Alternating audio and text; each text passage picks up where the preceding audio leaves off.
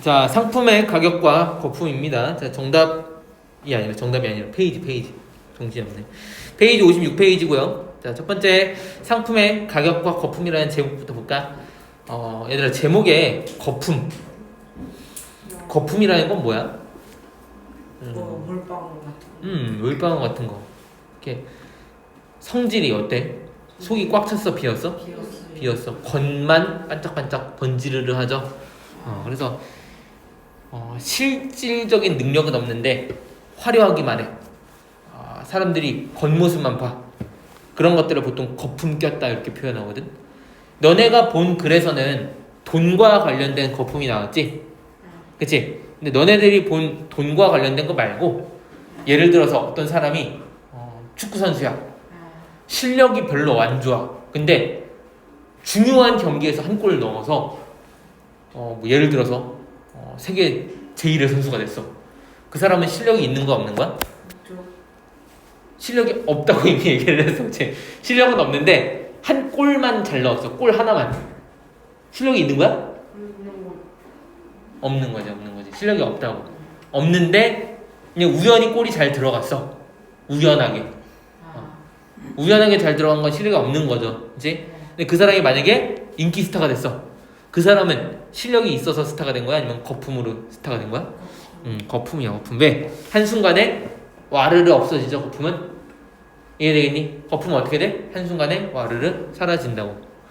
그런 것들을 보통 거품이라고 해요. 그래서 꼭 돈뿐만 아니라 어떤 정신적인 것들도 또 뭐 이렇게 성질적인 것들도 거품이라고 표현할 수 있다.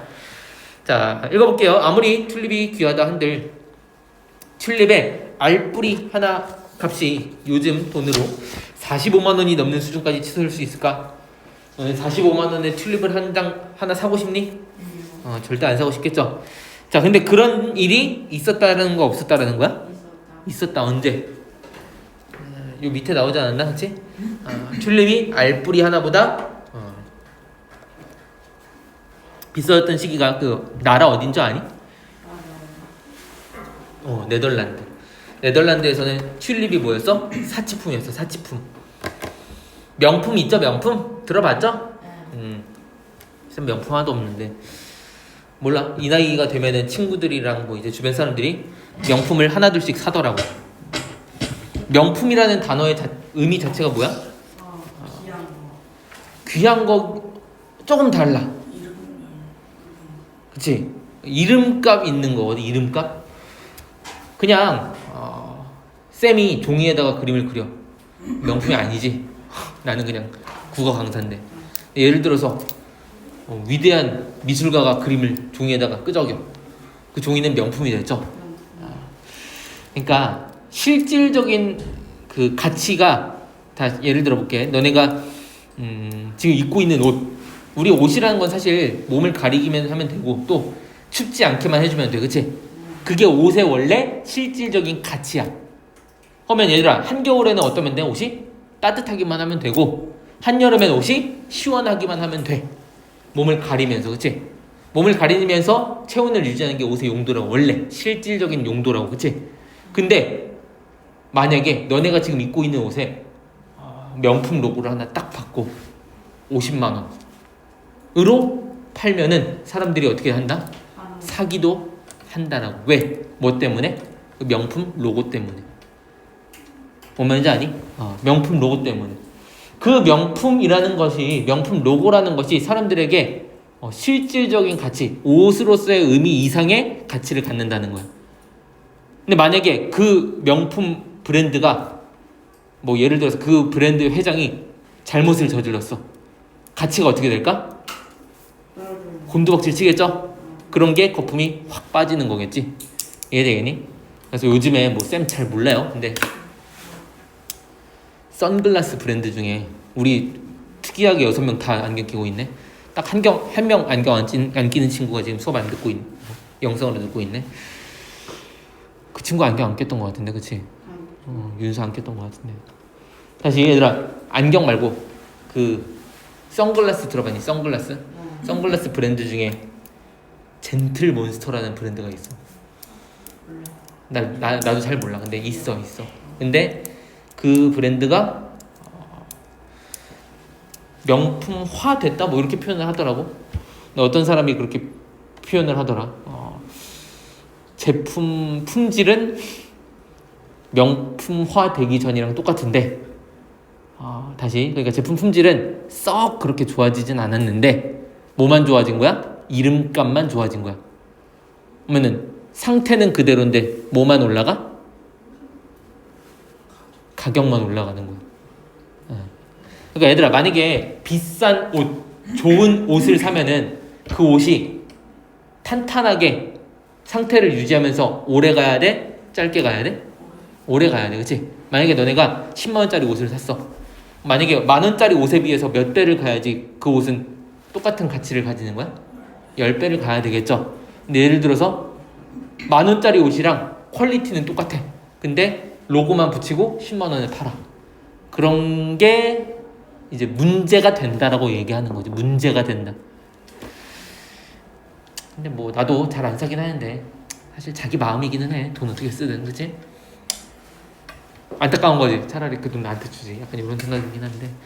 자, 체크해보자. 아무리 튤립이 귀한들 튤립의 알뿌리 하나 요즘의 값으로 45만 넘을 수 있을까? 엄지손가락만한 크기 매출이 하나 비쌀 수 있을까? 두 물음에 대한 대답은 모두 어떻게다? 그렇다이다. 체크해보자. 자, 쌤이 지금 뭐 체크했을까? 여기 어디 간지럽네. 무슨 표현법? 그치, 자문자답이죠. 좀 얇은 걸로 쓸게. 자문자답. 얘들아, 글의 맨 앞부분에서 물음을 제시하면 어떤 효과가 있다 그랬어? 궁금증, 또 유발하고 여러 가지 흥미 유발, 뭐 집중 유발 다 가능해. 조금씩 표현이 다르지만 사실 비슷한 거야, 그치? 흥미를 유발하니까 집중이 되고 또 흥미로우니까 궁금증이 유발되고. 이해되겠니? 그래서 써보자. 괄호 열고 흥미, 궁금증, 집중 이렇게 한 3가지 정도 유발할 수 있다. 유발.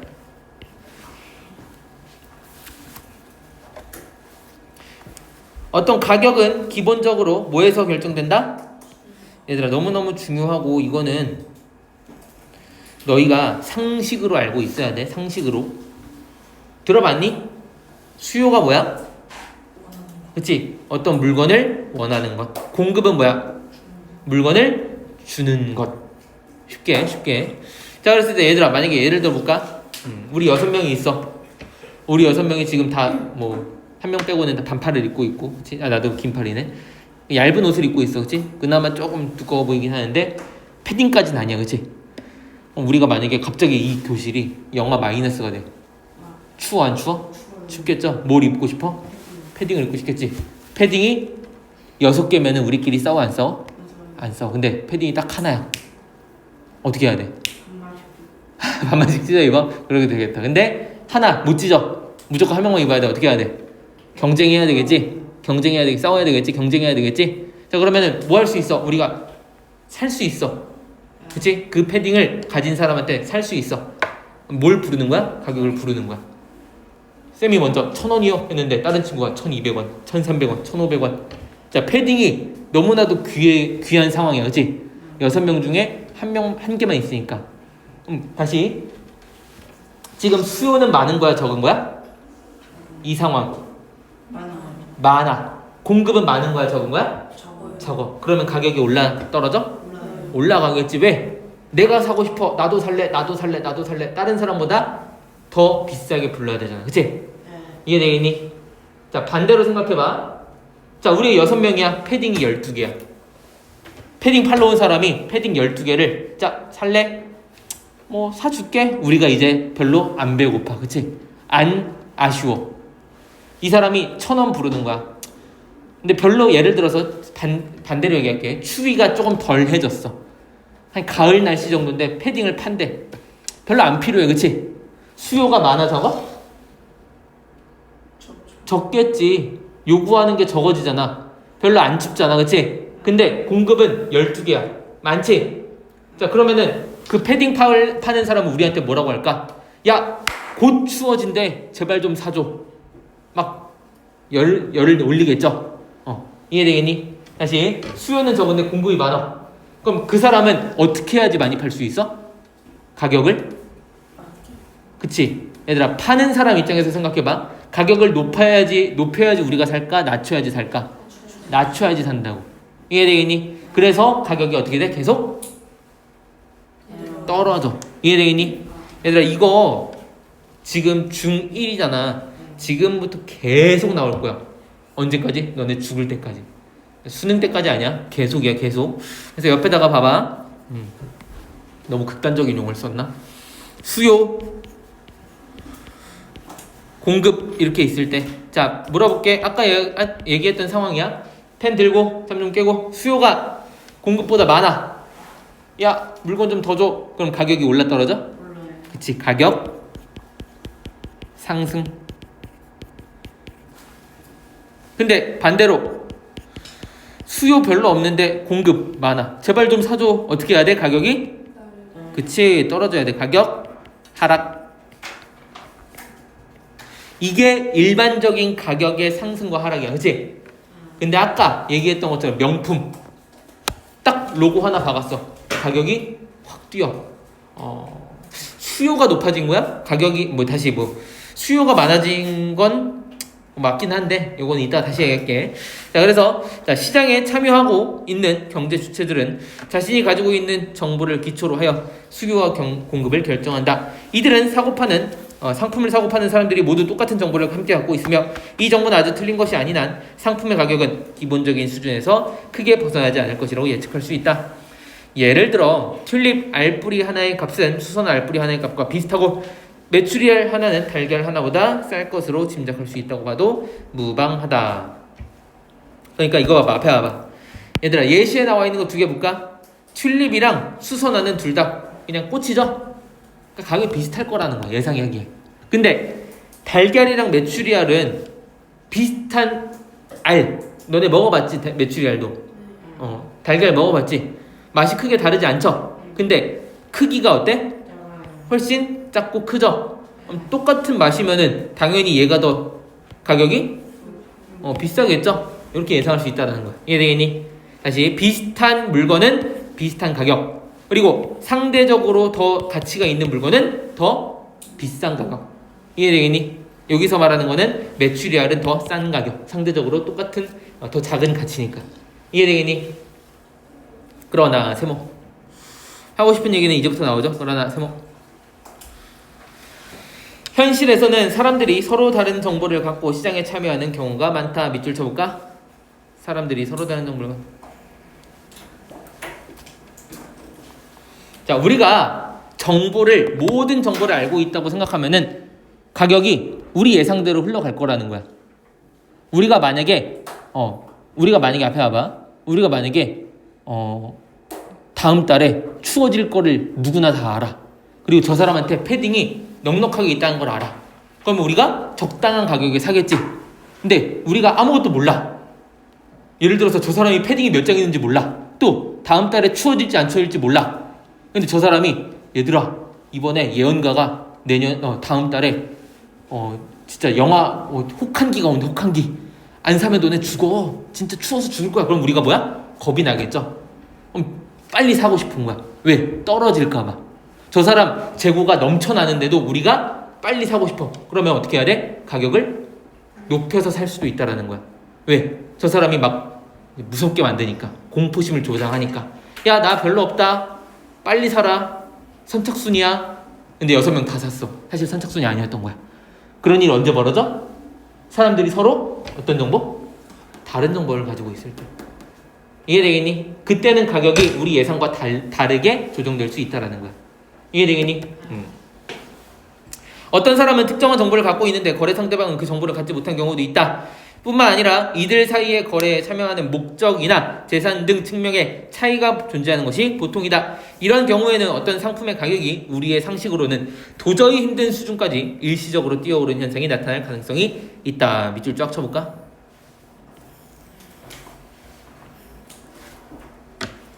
이런 현상은 특히 투기의 대상이 되는 자산의 경우 자주 목격되는 이를 거품이라고 한다. 자, 투기라는 거는 내가 돈을 넣어서 그 돈으로 큰 돈을 벌기 위해서 돈을 쓰는 것을 투기라고 해요. 투자랑은 조금 달라요. 투자는 뭐 이렇게 계산과 계획을 통해서 내가 돈을 넣고 그 돈을 천천히 불려나가는 건데, 투기는 그냥 한 번에 일확천금을 노리고 돈을 던지는 거야. 요즘에 뭐 있어? 투기? 너네도 들어본 거? 코인 있죠? 코인. 그치? 도지코인 그런 거. 얘들아 봐봐. 이 상황 이해되니? 아까 패딩 판매하는 사람이 막 사람들을 속여. 야, 다음 달에 혹한기 빙하기가 오는데 패딩 없으면 우리 인간은 다 죽을 거야. 우리가 당연히, 이거는 상황 가정이니까 당연히 안 믿지만, 만약에 그걸 믿는 세상이야. 겁이 나니까 뭐해? 당장 사겠죠. 근데 이 사람이 뭐라 그래? 야, 패딩 얼마 없는데? 6명? 야, 패딩 몇 장 없어. 사고 싶은 사람은 비싸게 사. 얼마까지 줄 거야? 우리가 계속 가격을 불러. 10만 원! 그 사람한테 팔았어. 근데 야, 한 장 더 있다. 야, 10만 원에 샀는데 나 10만 원에 이제 못 팔겠는데? 조금 더 줘. 12만 원! 계속 가격이 올라가는 거야. 상황이. 이해되겠니? 그런 경우가 있을 수 있고, 또 현실에서는 언제? 투기 대상. 좀 나도 잘 모르고 그런 거 안 좋아하지만, 땅값, 아파트값 오를 걸로 예상되면은 거기다가 사람들이 뭐해? 돈 막 넣죠. 그치? 돈 막 넣어. 내가 만약에 이번 아파트를 1억 주고 사. 근데 소식이 돌아, 소문이 돌아. 야, 이 아파트 5억까지 올라간대. 4억 벌 수 있겠다. 1억 넣는 거야. 1억 넣었는데 올라야 되는데 안 오르고 떨어질 수도 있죠. 근데 올랐어. 그거는 사실 일확천금이지. 일확천금. 그치? 그래서 그런 경우를 투기의 대상으로 본다. 자, 일반적으로 얘들아, 거품의 개념이 나와요. 밑줄 쳐볼까? 어떤 상품의 가격이 실질적 가치와 상관없이 지속적 그리고 급격히 상승하는 상황이다. 펜 들고 집중하세요. 이와 같은 가격 상승이 일어나는 이유는 애초에 생긴 가격이 추가적인 가격 상승의 기대로 이어져 투기 바람이 형성되기 때문이다. 자, 밑줄 쳐볼까? 애초에 생긴 가격 상승이 추가적인 가격 상승의 기대로 이어져 투기 바람이 형성.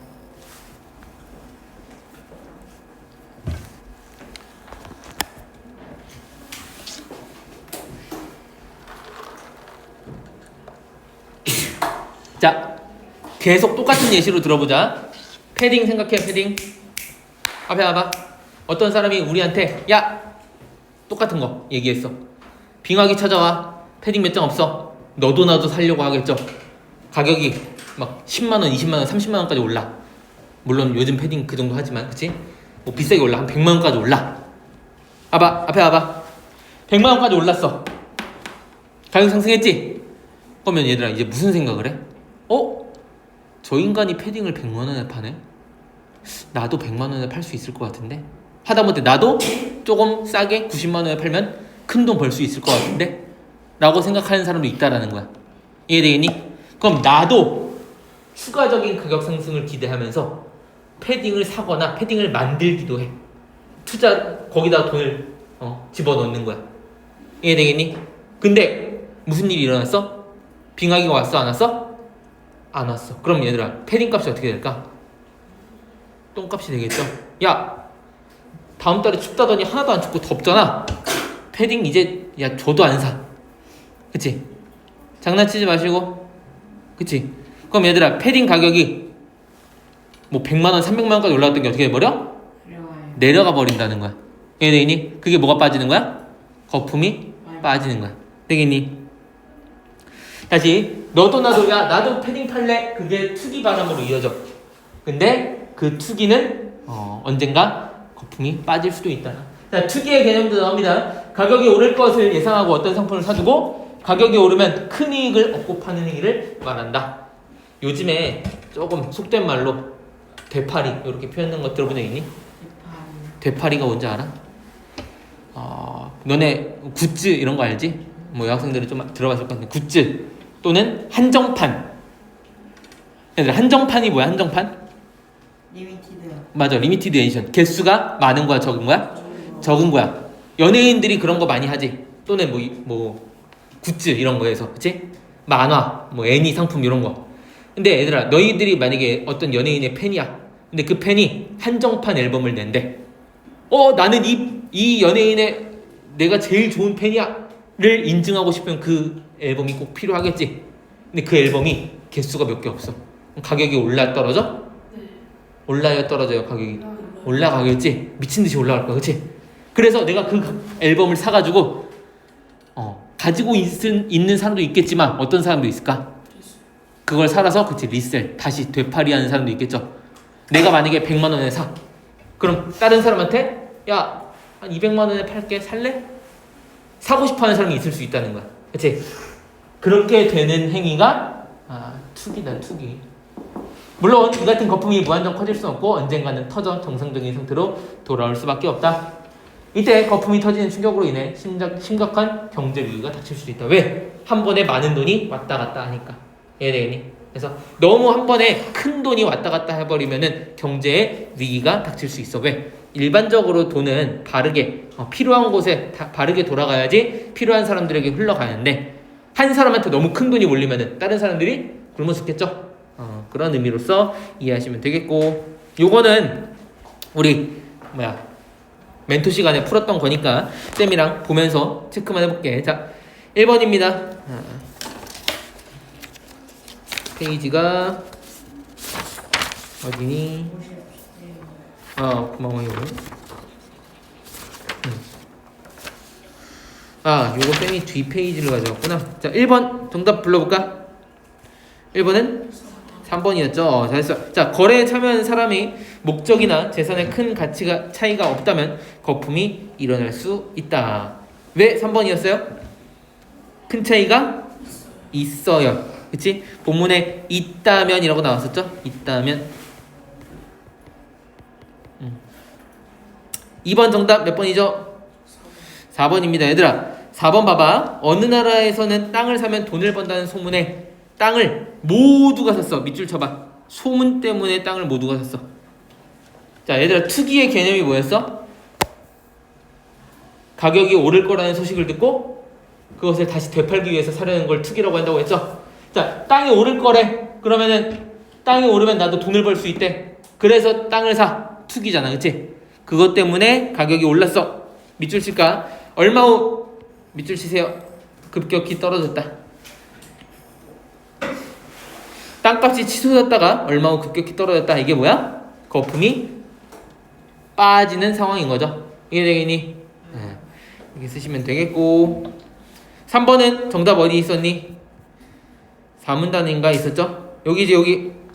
거품이 생성되는 이유. 얘들아, 여기가 거품이 생성되는 거죠. 그래서 네 번째 문단 두 번째 줄부터 네 번째 줄 여기를 그대로 써줬으면 됐어요. 이해되겠니? 그래서 지금 어제 못 푼 친구들, 안 푼 친구들 요거 체크 좀 하세요. 어디? 네 번째 문단 두 번째 줄 여기. 이와 같은 여기. 여기가 몇 번의 정답이다? 3번의 정답이다. 3번 정답. 다시 1번에 3번, 2번에 4번, 3번에 4문단의 두 번째 줄이다. 여기. 오케이, 넘어가도록 할게요. 유성아, 펜 내려놓고 손 닦고 오세요. 손 닦고 오세요. 얼른 갔다 오세요. 자, 그리고 넘어가서 불교. 자, 불교 건축물입니다. 자, 불교는 기원전 6세기경 인도의 석가모니가 창시한 여러 나라에 전파된 종교이다. 누군지 알죠? 석가모니? 뭐가 됐어? 부처가 됐죠? 그래서 체크해볼까? 석가모니. 부처. 뭐 종교적으로는 신이라고는 하는데 난 잘 몰라요. 신이지. 부처님이지, 부처님. 시간의 흐름에 따라 불교는 각자의 교리를 가진 교단으로 나뉘었다. 얘들아, 불교가 어떻게 됐대? 나뉘었다가 중요한 거지. 같은 불교인데 조금씩 뭐가 다른 거야? 뭐 성격이나 성질이 다른 거야. 이해되겠니? 그리고 교리들은 엄청난 양의 경전으로 전해졌다. 밑줄 칠까? 경전.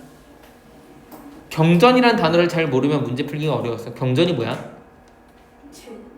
책인데 어떤 책이야. 그치? 종교적인 교리, 어떤 가르침을 담고 있는 책을 경전이라고 해요. 이해되겠니? 하지만 대다수 민중들, 밑줄 쳐볼까? 대다수 민중들이 뭐다? 문맹이 뭐야?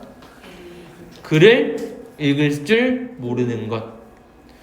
얘들아, 그래서 이 경전이라는 단어랑 문맹이라는 단어를 정확히 몰랐으면 문제 풀기가 어려웠어. 자, 그런 상황에서 경전은 몇몇 승려들만 볼 수 있었다. 승려는 뭐야 또?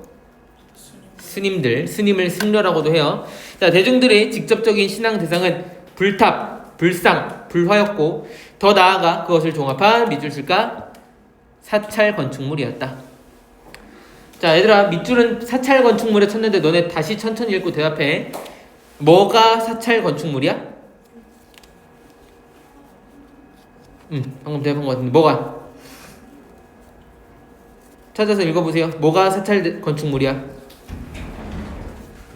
그치? 대중들의 직접적인 신앙 대상이 바르게 앉고 오늘 집중하지 못하는 잘 바르게 앉고 똑바로 앉고 다리 내리고 그러니까 신앙 대상이라는 건 얘들아 믿는 대상이야.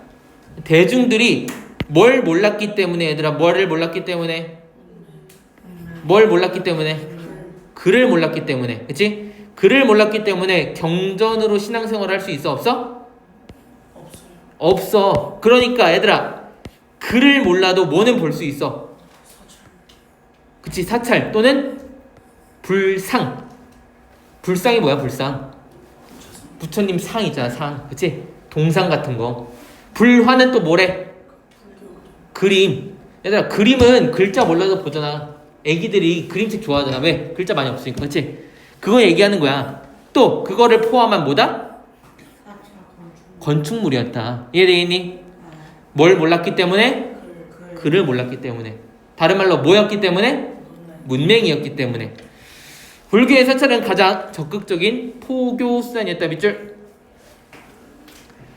포교라는 거는 종교를 이렇게 퍼뜨리. 고마워. 약간 그 전도라는 단어랑 지금 헷갈렸어. 비슷해. 전도도 비슷한 표현이긴 한데 종교를 퍼뜨리는 행위야. 전도 행위야. 전도. 야 우리 종교 믿어봐. 이게 포교야. 이해되겠니? 그러면 얘들아 사람들이 만약에 불교를 안 믿는 사람이 있어. 그럼 불교를 좋은 점을 보여줘야지 사람들이 믿을까? 안 좋은 점을 보여야지 믿을까? 당연하게도 좋은 점일 거야. 그럼 예쁜 그림, 멋있는 그림, 예쁜 건축물이야? 나쁜 그림, 나쁜 건축물, 나쁜 불상이야? 당연히 예쁘고 좋은 거 보여줘야 되겠죠? 그래서 건축물들이 좋은 의미로 바뀌어간다. 이런 얘기가 나오는 글이었다고. 이해되겠니? 자, 포교의 수준이었다. 사찰 건축물의 구성이 복잡하고 건물 장식이 화려한 것도 밑줄 칠까? 신실한 믿음을 끌어내기 위함이었다. 자, 물어볼게. 누구의 신실한 믿음? 그치, 민중의 이렇게 쓸까? 민중의 신실한 믿음을 끌어내기 위함이었다. 쓰자. 민중의 신실한 믿음을 끌어내기 위함이었다. 왜? 계속 지금 누구의 믿음, 누구의 신앙 얘기하고 있으니까. 민중의 믿음, 민중의 신앙 얘기하고 있으니까. 불교 건축물은 존재 자체로도 의미를 갖는다. 개개의 건축물과 공간이 주체적인 존재인 것이다. 이런 불교적 공간 속에 대중에 위한 쓰임새를 담아내야 하기 때문에 불교 건축은 개방적이며 공공적이면 복합적인 모습을 갖는다. 자, 체크 여러 가지 해볼 거야. 첫 번째, 첫 번째 줄에 그 자체로 의미를 갖는데 어떤 의미가 있대? 주체적 존재래. 주체적 존재 밑줄 쳐볼까? 얘들아, 주체가 뭐야? 스스로 주인이라는 거야. 그러니까 다른 것을 위해 존재하는 게 아니라 자기 자신을 위해 존재한다. 이런 의미인 거야. 이해되겠니? 자, 두 번째, 이러한 불교적 공간 속에서 대중에 위한 쓰임새를 담아내야 하기 때문에 밑줄 칠까? 개방적이고 공공적이고 복합적이다. 개방은 열려 있다는 거. 공공적이라는 거는 대중적으로 사람들이 같이 쓸 수 있다는 거죠. 이제 공공 시설, 여러분 대중교통이라는 단어가 또 이렇게 단어가 생각이 안 나요. 그치? 공공시설, 대중교통 생각해보면 다 뭐야? 사람들이 다 같이 이용하는 것을 공공, 대중이라고 표현하잖아. 이해되니? 또 복합적인 거 한 가지가 아니라는 거야. 개방적이고 주체적이고 공공적이다. 그래서 여러 가지가 섞여 있는 복합적이라는 거야. 그리고 개개의 건축물 형태는 고유의 모습을 유지하되 밑줄 고유의 모습을 유지. 서로 다른 성질의 건축물이 모이게 된다. 서로 다른 건축물이 모이게 됨. 이 불교 건축물들이 모인 것이 사찰이고 사찰은 일반 사람들에게 부처에 대한 밑줄 칠까 경배의 공간 또는 승려들에게는 무슨 공간? 수행의 공간. 자 그럼 물어볼게. 앞에 와봐. 얘들아 일반 사람들 밑줄 치고 다른 말로 이 글에서 뭐라고 나왔었어? 민중. 잘했어. 얘들아 이런 거 하는 거야. 같은 글 안에서 똑같은 대상을 다르게 표현해. 자 우리 첫 번째 문단에서 기억나? 누구들이 문맹이었다? 민중들이 문맹이었다. 근데 그 민중을 얘들아 풀어서 쓰면 일반 사람들이라고. 우리도 민중이야. 얘들아 너희랑 나 너희 뭐 부모님 가족들 다 민중이야. 그치? 우리 다 이 나라에 살아가는 백성 백성은 좀 옛날 요즘에 단어가 이렇게 우리 다 시민이잖아. 평민이라고 말할 뻔했어 방금. 또 시민이잖아. 그치? 다 우리 민중이야. 자 그리고 얘들아 누구에게는 승려 뭐 하는 사람들이야? 스님들에게는 수행의 공간이었다. 누구를 위한 역할도 해야 되고 일반 사람들을 위한 역할도 해야 되고 누구를 위한 역할도 해야 돼?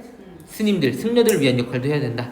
자 고려시대에는 지역 문화의 중심 역할까지도 했다. 밑줄 칠까? 지역 문화의 중심. 얘들아 지역 문화라는 게 뭐야? 여기 지금 너네가 사는 여기 동탄이지. 동탄 지역의 문화. 저기 큰 뭐 연구시설이니? 삼성? 들어는 봤죠? 이 지역의 문화 삼성이 있다. 뭐 그리고 뭐 학원이 많다. 학생들이 많다. 이런 게 이 지역의 문화야. 이해되겠니? 옛날에는 이 불교 건축물이 그 고려 시대의 지역의 문화와 관련이 있었다라는 거야. 지금은 여기 큰 기업이 불교잖아. 그치? 삼성이잖아. 그치? 가운데 뭐 있어? 동탄역 있지? 그런 것들이 이 지역의 문화를 형성한다고. 근데 그 당시에는 A 사찰, B 사찰, C 사찰이 서로 느낌이 조금 달라. 그럼 그 지역마다 느낌이 달라진다는 거야. 이해되겠니? 자 그래서 어떤 것들을 한다 체크해볼까? 교통의 중심지 체크, 여관 체크, 시장 체크. 교통의 중심지 지금으로 따지면 서울역 같은 곳. 서울역에 지하철 노선이 4개가 지나가고요. 버스 수백 대가 지나갑니다. 수백 대 진짜. 그런 곳에 뭐가 있었다? 불교 사찰이 있었다. 그래서 어떤 역할을 했다? 사람들이 뭐하고 갈 수 있는 곳, 쉬었다 갈 수 있는 곳, 자고 갈 수 있는 곳. 무슨 역할? 여관 역할을 했고요. 또 거기서 뭐 하는 거야? 물건을 사고 파는 시장의 역할도 했다는 거야. 그런데 이것들이 합쳐지기 어려운 성질들을 지닌 것이다. 얘들아 일반적으로 여관이랑 시장이 합치기가 일반적이진 않죠. 그런 얘기 하는 거야. 예컨대 시끄러울 수밖에 없는 대중용 예불 공간은 얘들아 예불이라는 거는 종교, 행위, 의식 공간이야. 자 조용해야 하는 기도의 공간과 상극일 수밖에 없다. 체크해볼까? 예불 공간, 기도 공간, 상극. 희성아 왼손에 다른 거 쓰지 마시고. 얘들아 예불은 다시 너네 뭐 다 지금 뭐 5명인데 종교가 없을 것 같긴 한데 학생들 요즘에 본 적은 있니 혹시? 종교 있니? 뭐 다른 친구들 있어? 뭐 교회 가본 친구 있니 혹시? 뭐 아니면은 뭐 예배 드려본 적 있니? 막 예배 드리면은 앞에 목사님이나 뭐 스님이 나와서 몰라 불교 예배는 안 들어봤어. 근데 앞에서 막 노래도 하고 다 같이 막 말씀도 읽고 하나님 말씀 뭐 부처님 말씀 읽고 그런다고 하더라고. 그럼 얘들아 시끄러워 조용해? 방금 얘기 노래 부르는데 조용해? 노래 부르고 막 얘기하는데 시끄러워. 그거는 예불 공간이야. 기도는 뭐 하는 거야? 조용히 속으로 하는 거야. 그치? 시끄러워 조용해? 조용해. 이 두 공간이 같이 있을 수 있을까 없을까? 상극이라는 게 잘 어울린다는 거야? 안 어울린다는 거야? 안 어울린다는 거야. 이런 상극을 하나의 사찰 안에 담다 보니 각 건물마다 독립성을 두어 각각의 쓰임새를 잇도록 한 것이다. 사찰에 건물이 딱 하나만 있는 게 아닌가 봐. 여러 개가 있나 봐. 그러면은 얘들아, 우리는 여기서 얘기할 수 있어야 돼. 최소 몇 개의 공간이 있다라는 거야? 최소 2개야. 무슨 공간과 무슨 공간? 예불 공간과 기도 공간. 이해되겠니? 불교 건축이 복합적일 수밖에 없는 또 하나의 이유는 복합적으로 발달된 교리와 교단의 역사 때문이다. 불교 건축이 복합적인 게 뭐 때문이다? 발달된 교리와 교단. 교리는 아까도 얘기했지만 어떤 가르침, 교단은 그 가르침을 받드는 사람들, 집단들. 그런데 문제는 우리나라 불교는 여러 교리가 합쳐진 특징을 갖는다는 점이다. 교리도 얘들아, 교리도 복합적이야. 진짜 여러 가지가 복합적이죠. 특히 임진왜란 이후 이른바 통불교가 유일한 불교로 자리 잡으면서 밑줄 쳐볼까? 모든 요소가 혼합되어 버렸다. 그러므로 우리 불교 건축을 대할 때는 독립적인 부분이 어떻게 나타났으며 체크해볼까? 독립적인 부분이 어떻게 나타났으며 또 어떻게 전체적 완결성을 만들어내는가? 지금 우리 반 여기 반에 학교가 4개 학교, 그치? 근데 지금 다 중일 통합반, 그래서 통합이 됐죠? 다 다르지만, 그치? 그러면은 요거 모든 요소가 혼합돼 버렸어. 근데 이제 시험 기간이 됐어. 독립적인 것 봐야 돼. 학교마다 지금 우리 시험 기간 언제야? 시험 일자 언제야? 얘기했죠? 또 뭐 해야 돼? 그런데 이 전체적인 반은 어떻게 이루어질지 전체적인 완결성도 봐야 돼. 이해되겠니? 넘어가서 답 한번 불러볼까? 1번의 정답 3번이었어요. 자, 건축은 교단의 세분화로 급격히 발전했다. 얘들아, 우리나라 교단은 어떻게 됐다? 세분화되지 않고 마지막에 어떻게 했어? 다 통합됐죠? 그래서 세분화로 급격히 발전했다라고 말하기는 어렵죠. 자, 2번의 정답 5번이죠. 자, 우리나라 사찰 건축 변화를 통해 우리나라 예술 양식이 뚜렷해졌음. 얘들아, 이 글은 예술의 양식이 뚜렷해졌다 이런 말을 한 적은 한 번도 없어. 이 글은 뭐 얘기했어? 우리나라 문화 또는 우리나라 불교와 우리나라 불교 건축물에 대해서 얘기했을 뿐이야, 그치? 그래서 예술 양식이 뚜렷해졌다 이런 얘기는 없는데 이런 걸 찾았다는 거는 내가 그냥 스스로 생각하는 펜 내려놓고 유성아 그만 얘기한다 이제. 자, 그리고 요거 3번에 정답 한번 불러볼까?